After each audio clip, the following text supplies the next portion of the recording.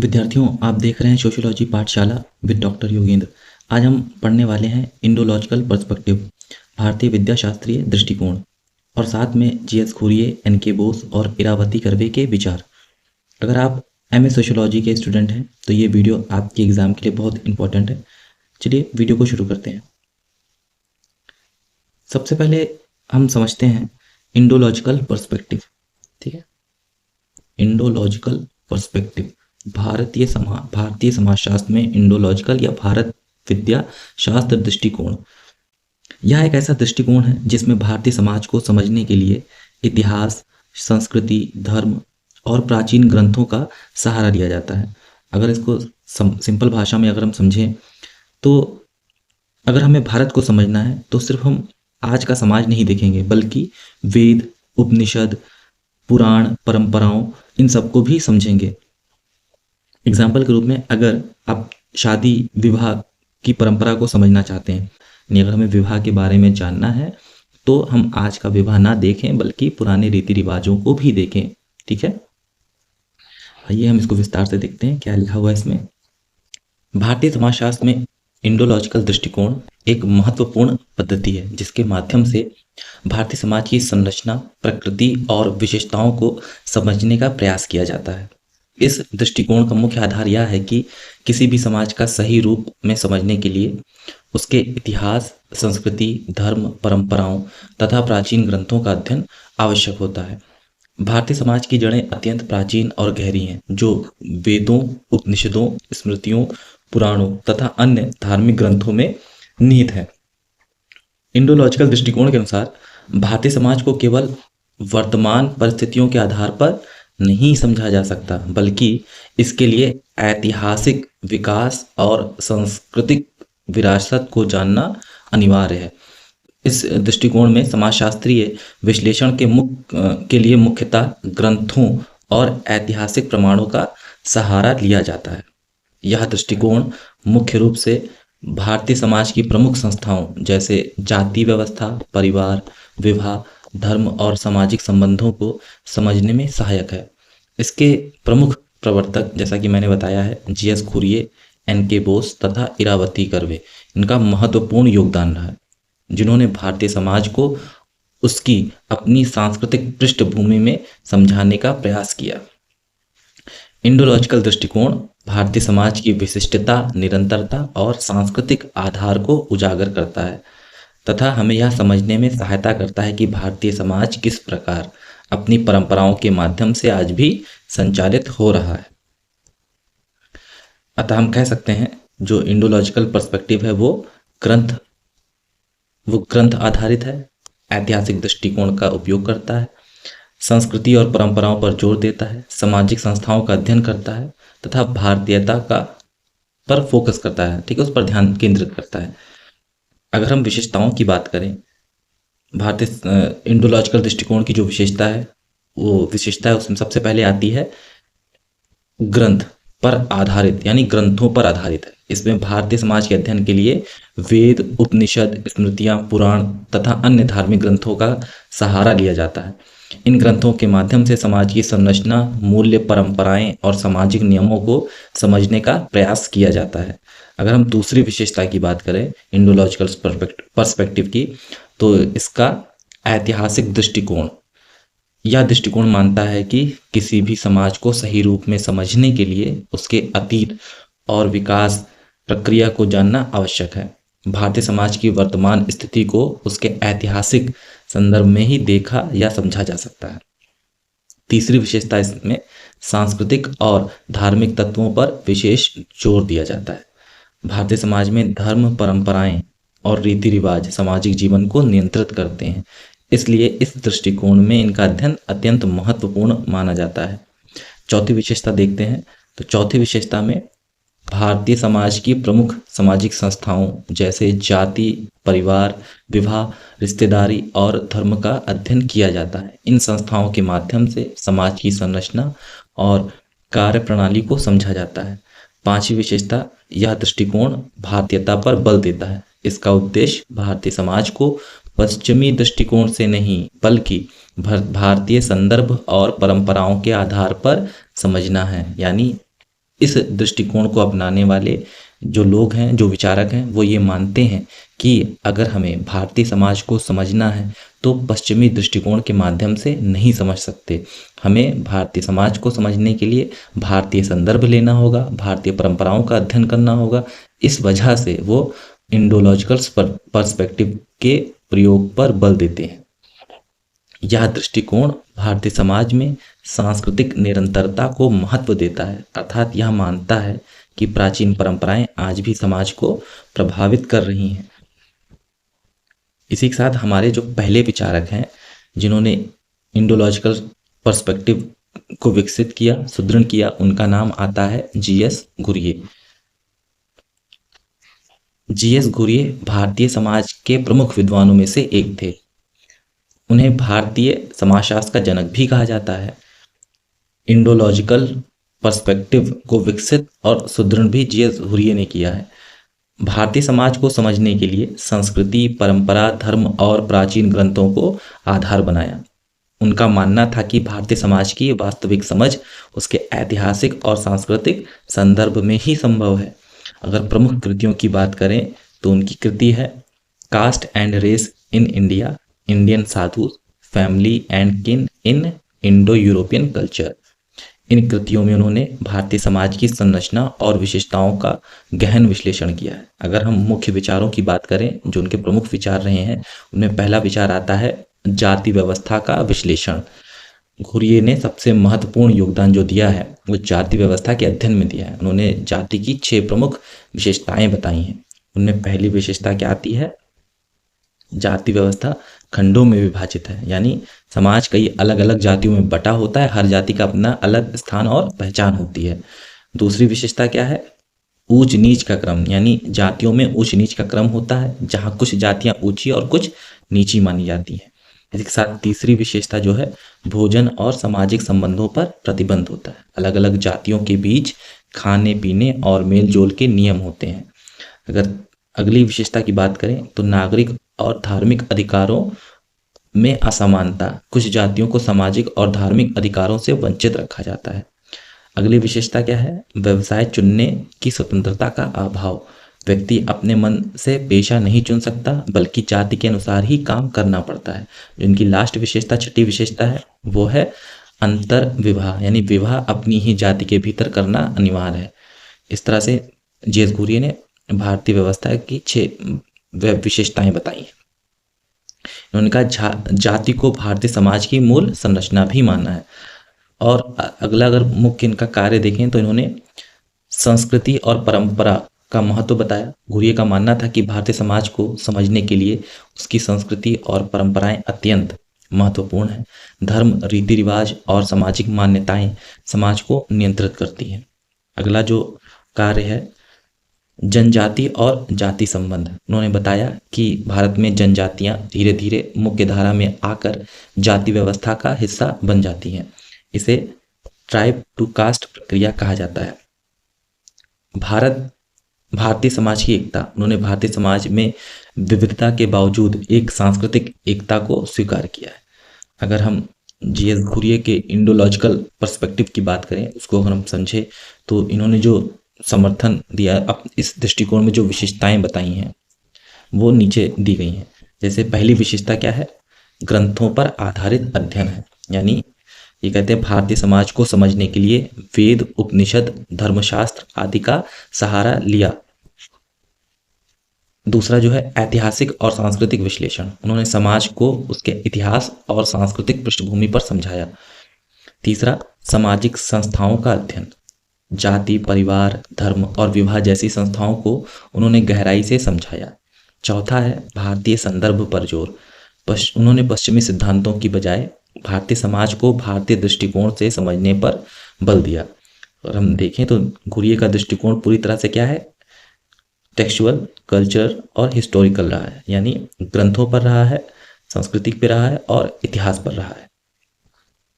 अगर हम महत्व देखें तो भारतीय समाजशास्त्र को मजबूत आधार दिया, जाति व्यवस्था का वैज्ञानिक विश्लेषण किया, इंडोलॉजिकल दृष्टिकोण को विकसित किया, भारतीय समाज की सांस्कृतिक समझ प्रदान की। और हम आलोचना की बात करें तो ये जो अत्यधिक ग्रंथों पर ये निर्भर हो गए हैं। इनके कार्य में फील्ड वर्क की कमी दिखाई देती है। ये उच्च वर्ग पर अधिक ध्यान देते हैं, आधुनिक परिवर्तनों की अनदेखी भी ये करते हैं। ठीक है, अगर पूरा ओवरऑल हम देखें जीएस घुरिये के बारे में तो क्या है, भारतीय समाजशास्त्र के जनक हैं। जीएस घुरिये भारतीय समाजशास्त्र के जनक हैं। भारतीय जाति व्यवस्था के लिए इन्होंने 6 विशेषताओं का वर्णन किया है। संस्कृति और परंपराओं पर जोर दिया है। ट्राइब एंड कास्ट के बारे में बात करते हैं। ग्रंथ और हिस्टोरिकल अप्रोच के बारे में ये बात करते हैं। जीएस घुरिये ने भारतीय समाज को समझने के लिए महत्वपूर्ण योगदान दिया। इनका इंडोलॉजिकल दृष्टिकोण भारतीय समाज की संस्कृति, ऐतिहासिक और धार्मिक जड़ों को उजागर करता है। हालांकि उनकी सीमाएं हैं, फिर भी उनका योगदान भारतीय समाजशास्त्र में अत्यंत महत्वपूर्ण है। ठीक है, इसी कड़ी में हम अगले थिंकर को देखते हैं जिनका नाम है एन.के. बोस, निर्मल कुमार बोस।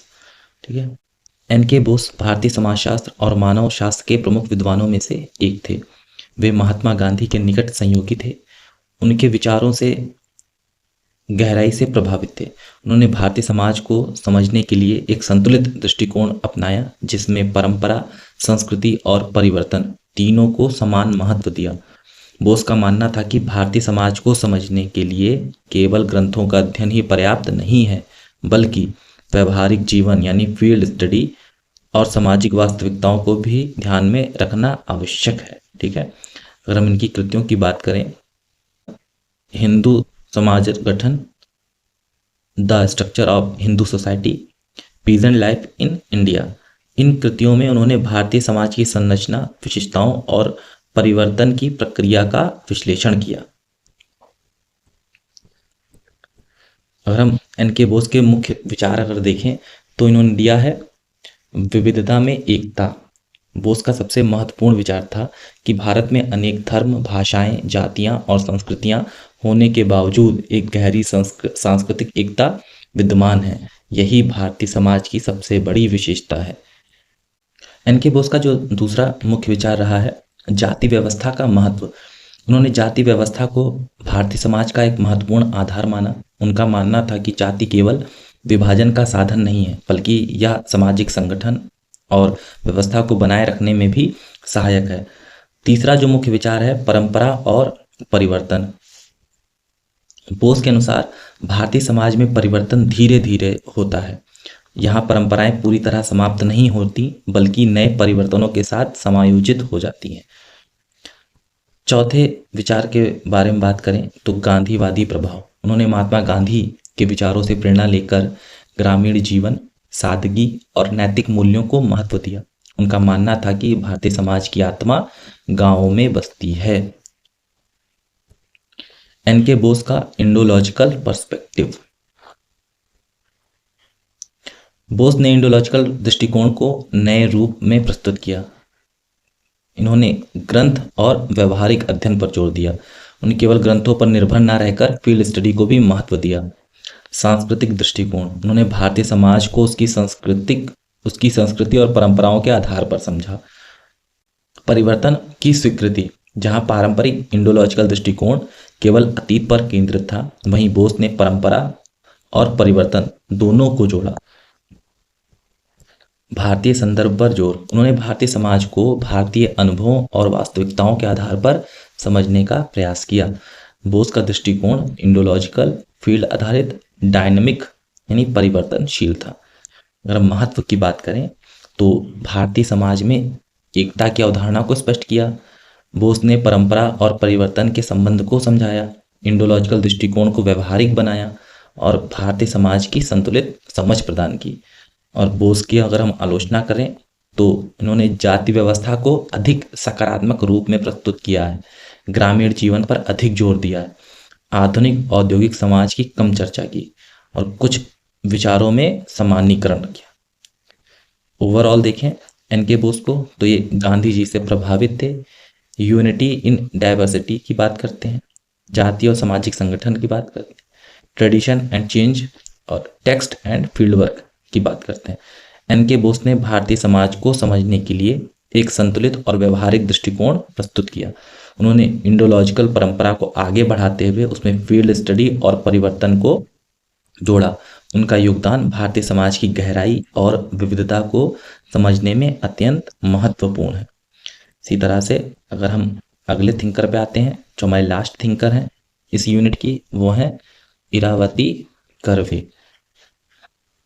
इरावती कर्वे भी भारतीय समाजशास्त्र और मानवशास्त्र की प्रमुख विद्वान थी।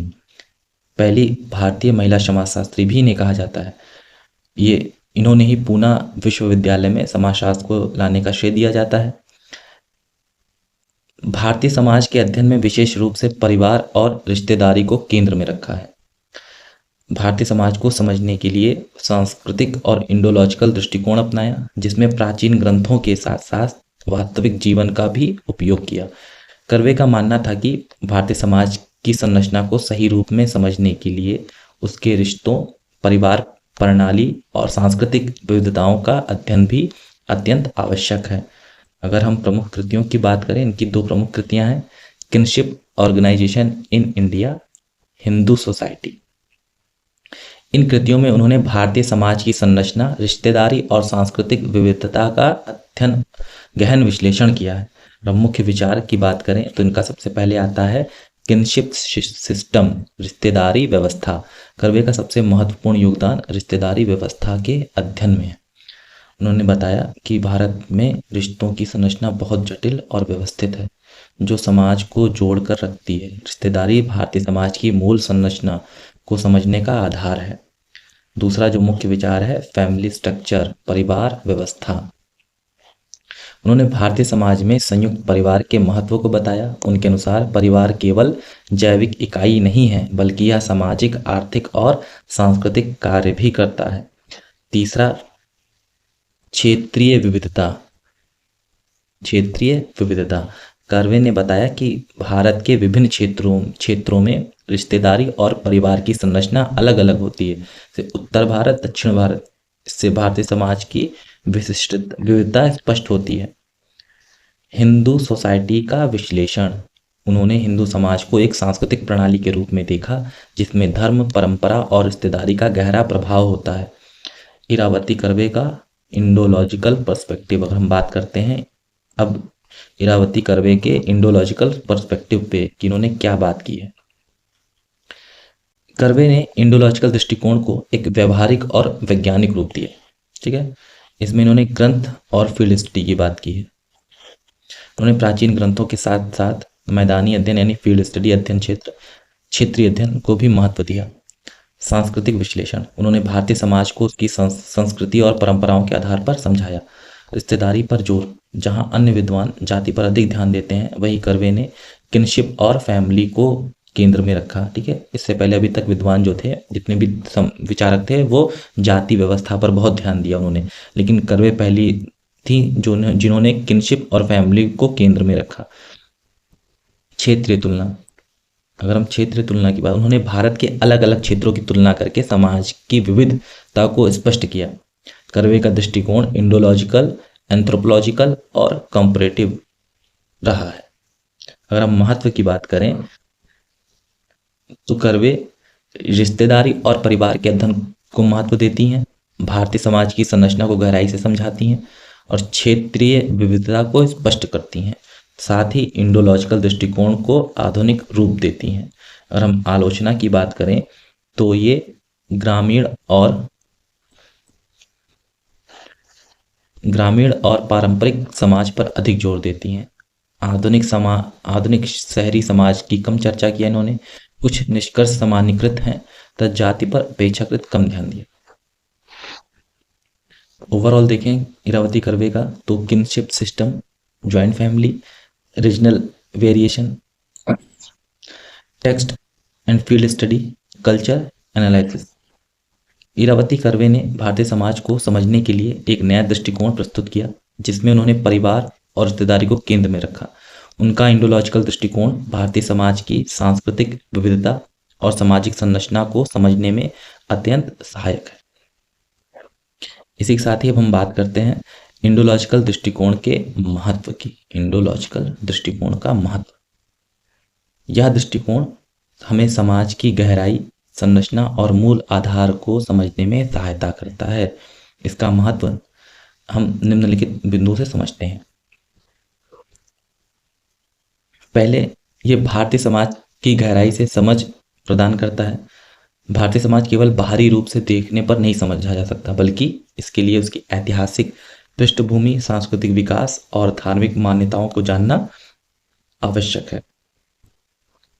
दूसरा अगर हम महत्व देखें तो यह दृष्टिकोण संस्कृति और परंपरा को महत्व देता है। भारतीय समाज में परंपराएं, रीति रिवाज और धार्मिक विश्वास आज भी लोगों के जीवन को प्रभावित करते हैं। तीसरी अगर हम बात करें, यह भारतीय समाज की विशिष्टता को उजागर करता है। प्रत्येक समाज की अपनी अलग अलग पहचान होती है और भारतीय समाज अपनी विविधता, परंपराओं और सांस्कृतिक विशेषताओं के कारण अन्य समाजों से भिन्न है। चौथी विशेषता महत्व की बात करें तो यह दृष्टिकोण सामाजिक संस्थाओं की जड़ों को समझने में मदद करता है। जाति, परिवार, विवाह, धर्म और रिश्तेदारी जैसी संस्थाएं भारतीय समाज के मूल आधार हैं।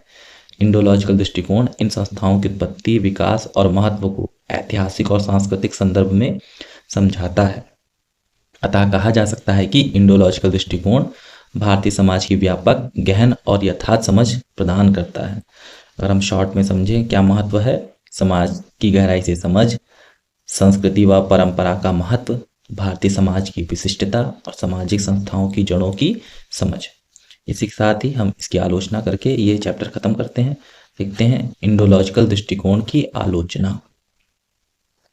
अगर हम आलोचना की बात करें तो यह दृष्टिकोण अत्यधिक ग्रंथों पर निर्भर करता है। इसमें वेद, उपनिषद, स्मृतियां और अन्य धार्मिक ग्रंथों को प्रमुख स्रोत माना गया, जबकि वास्तविक जीवन को पर्याप्त महत्व नहीं दिया जाता। इससे समाज की वर्तमान और व्यवहारिक स्थिति की पूरी समझ नहीं बन पाती।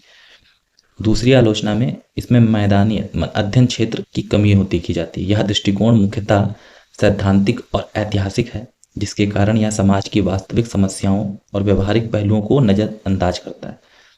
तीसरी आलोचना में यह दृष्टिकोण उच्च वर्ग के दृष्टिकोण पर आधारित होता है। प्राचीन ग्रंथों में मुख्यतः उच्च वर्ग के विचार और जीवन शैली का वर्णन मिलता है, जिससे निम्न वर्ग, दलित और हाशिए के समूहों की वास्तविक स्थिति को पर्याप्त स्थान नहीं मिल पाता।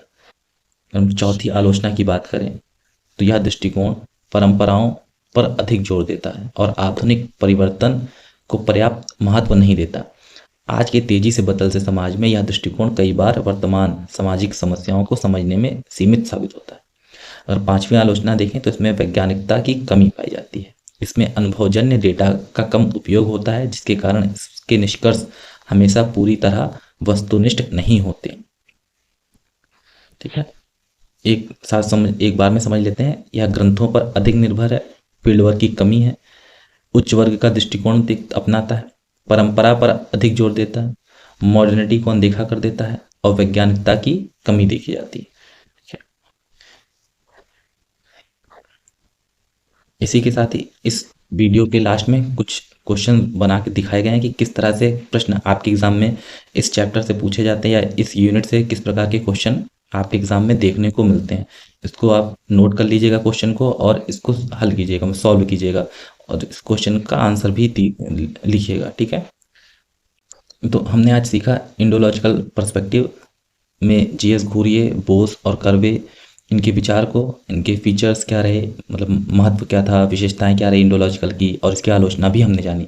यह पूरा टॉपिक एग्जाम के लिए बहुत ही महत्वपूर्ण है। इसको अच्छे से देख लीजिए, समझ लीजिए, क्वेश्चन दिया गया, क्वेश्चन को हल कीजिए, लिखिए, उसको बार बार याद कर लीजिए। ठीक है, चलिए फिर अगर आपको ये वीडियो पसंद आया हो तो इसको लाइक भी कर लीजिए, शेयर कर दीजिए अपने दोस्तों के साथ, सब्सक्राइब कर लीजिए इस चैनल को और ऐसे ही आसान भाषा में सोशियोलॉजी पढ़ने के लिए जुड़े रहिए। सोशियोलॉजी पाठशाला विद डॉक्टर योगेन के साथ। धन्यवाद।